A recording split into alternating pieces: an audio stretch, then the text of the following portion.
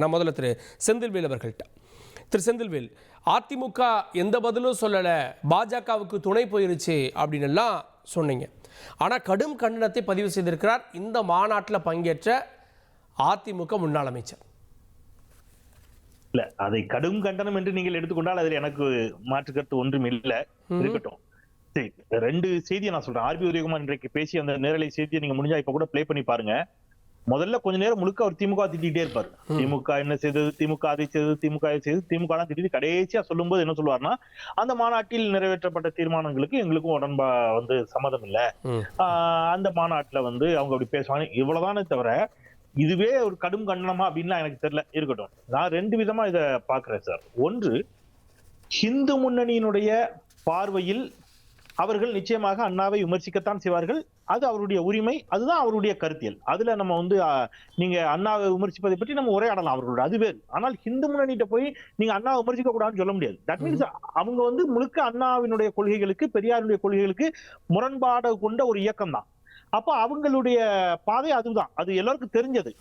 நீங்க ஹிந்து முன்னணியினுடைய மேடையில போய் உட்கார்ந்துட்டு அண்ணாவை அவங்க விமர்சிப்பாங்கன்னு எங்களுக்கு தெரியலை என்று சொல்வதுதான் இருப்பதிலேயே பெரிய நகைச்சுவை நான் சொல்றேன். நான் திருப்பி ரொம்ப கவனமா சொல்றேன். நீங்க பாஜக இல்ல சார், அதுலதான் ஒண்ணு சொல்றாங்க, மாற்றாந்தோட்டத்து மல்லிகைக்கும் மனம் உண்டு அப்படின்னு அண்ணாவே சொல்லியிருக்காரு. அந்த அடிப்படையில் நாங்க போனோம், கூப்பிட்டாங்க போனோம், இப்படி பண்ணுவாங்க எங்களுக்கு தெரியாது அப்படின்ற. இல்ல சார், மாற்றான் தோட்டத்து மல்லிகைக்கு மனம் உண்டு என்பது நீங்க ஐடியாலஜிக்கலா முரண்பட்டு இருந்தவர்கள் கூட ஏதாவது அவங்க சொல்றதுல வேற நல்ல செய்திகள் இருக்கலாம், அல்லது வேற ஏதேனும் நல்ல விடயங்கள் அவரிடமும் சொல்லப்பட்டிருக்கலாம் என்பதாக அதை எடுத்துக்கொள்ளும். அது வேற. அது அவர் அண்ணா சொன்ன காலம் என்ன, அது சொன்ன சூழல் என்ன, அதை இங்க கொண்டு வந்து இவங்க இன்னைக்கு இவருடைய தவறுகளை மறைப்பதற்கு பொருத்தி பார்க்கிறார்கள். நான் ரொம்ப நுண்ணிப்பா, ரொம்ப மைக்ரோவா இந்த பாலிடிக்ஸை பார்த்து நான் நகர்த்தலாம், இந்த விவாதத்தை ஒரு ஆழமான திசையில எடுத்துட்டு போலாம் அப்படிங்கறத நானும் விரும்புறேன். நான் என்ன கேட்கிறேன்னா, இப்ப இது உள்ளபடியே பாரதிய ஜனதா கட்சியுடைய மாநாடாக இருந்துச்சுன்னு வைங்க ஒரு வாதத்துக்கு, பாஜக இப்படி ஒரு மாநாடு நடத்துகிறது அப்படின்னு சொன்னா ஆசால்டேட் நவ் இப்ப அப்படின்னா, நிச்சயமாக அவர்கள் அண்ணாவையோ பெரியாரையோ அப்படி பேசியிருப்பார்களா என்று எனக்கு தெரியல, டவுட் தான். ஏன்னா இன்னைக்கு அவங்க அதிமுக கூட்டணியில இருக்கிறாங்க. அதிமுக கூட்டணியில் இருக்கின்ற பொழுது தேவையற்ற ஒரு சச்சரவுகளை எழுப்ப வேண்டாம் என்று பாஜக நினைக்கக்கூடும். காரணம், பாஜக தேர்தல் அரசியலில் இருக்கக்கூடிய ஒரு கட்சி. இப்ப தேர்தல் அரசியலில் இருக்கக்கூடிய கட்சிகளுக்கு சில நெளிவு சுழிவுகள் இருக்கும், சில சமரசங்கள் செய்ய வேண்டிய தேவை இருக்கும். ஆனால் இந்து முன்னணி போன்ற அமைப்புக்கோ RSS போன்ற அமைப்புக்கோ அப்படி எந்த சமரசமும் தேவையில்லை, அந்த எந்த நெளிவு சுழிவும் தேவையில்லை. அவங்களுடைய கருத்துல ஸ்ட்ராங்கா தான் இருப்பாங்க, அது அவருடைய உரிமை. அது அவங்க சொல்ற கருத்து தப்புன்னு நான் நினைச்சா அதுல நான் என் மாற்று கருத்தை வைக்கலாம், அது வேற. ஆனா அவங்க அந்த கருத்தை தான் சொல்லுவாங்க என்பது எல்லோருக்கும் தெரிந்த ஒன்று. நீங்க முதல்ல பாஜக நடத்துற மாநாட்டில் கலந்து கொள்வது என்பது வேறு, ஹிந்து முன்னணி நடத்துற மாநாட்டில் கலந்து கொள்வது என்பது வேறு. முதல்ல நீங்கள் அந்த மாநாட்டில் கலந்து கொண்டதே தவறுன்னு நான் சொல்றது. திருப்பி என்ன பார்வையில சொல்றேன்னா, நீங்க உங்களுடைய பார்வையில் இருந்து, அதிமுக பார்வையில இருந்து நான் சொல்றேன். ஏன்னா ஹிந்து முன்னணி அடிப்படை கொள்கையே பெரியாரிய, திராவிட இயக்க, அண்ணாவினுடைய கொள்கைகளுக்கு, எம்ஜிஆருடைய கொள்கைகளுக்கு எல்லாம் முற்றிலும் முரண்பாடான ஒரு இயக்கம் தானே. அப்ப நீங்க அவங்க நடத்துற மாநாட்டுல போய் கலந்துக்கிட்டு எங்கள் தலைவர்களை நீங்க இப்படி பேசலாமான்னு கேட்கறதே காமெடியா இருக்கா இல்லையா?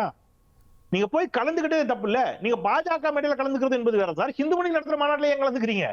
ஓகே, நான் என்ன சொல்றேன், மறைந்த முதலமைச்சர் ஜெயலலிதா மேடம் அவங்க இருக்கும்போது RSS பேரணிக்கு இங்கே தடை விதித்திருந்தார். உங்களுக்கு நினைவு இருக்கும்னு நினைக்கிறேன்.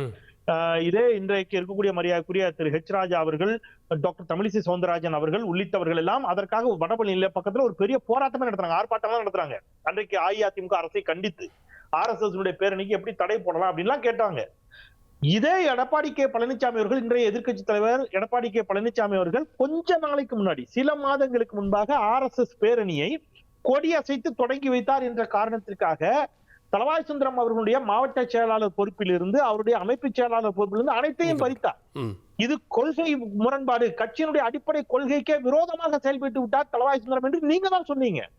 சொல்லிட்டு அந்த கொள்கைக்கு முற்றிலும் முரணாக இருப்பதாக நீங்கள் சொல்லுகின்ற ஒரு இயக்கத்தினுடைய மாநாட்டில் நீங்கள் ஏன் கலந்துக்கணும் சார்? அதிமுக தலைவர்கள் எல்லாருமே கோயிலுக்கு போகக்கூடியவங்க, ஆன்மீக நம்பிக்கொள்ளவங்க, கடவுள் நம்பிக்கொள்ளவங்க, அதுல பிரச்சனை இல்லை, அது வேற. ஆனா ஹிந்து முன்னணியுடைய கருத்துக்கும் உங்களுக்கும் ஒரு ஸ்லைட்லி ஒரு டிஃபரன்ஸ் இருக்கு, நீங்க நம்புறீங்கல்ல. அதனாலதானே RSS பேரணியை தளவாய் தொடங்கி வச்சதுக்கு நீங்க அவர் மீது நடவடிக்கை எடுத்தீங்க. அப்படி இருக்கின்ற பொழுது RSS அந்த ஏவிலேயே பாருங்களேன், RSS ஒரு பாதையில் வந்த ஒரு அமைப்பு அப்படின்னா ஹிந்து முன்னணி அவங்க கிளைம் பண்றாங்க. அப்ப RSS கொள்கைகளை ஏற்றுக்கொண்ட ஒரு அமைப்பு தான், அதுல போய் நீங்க கலந்துக்கணும். இல்ல அப்படி ஏற்றுக்கொண்டாலும் இதை கண்டனமா பதிவு பண்றாங்களே சார்.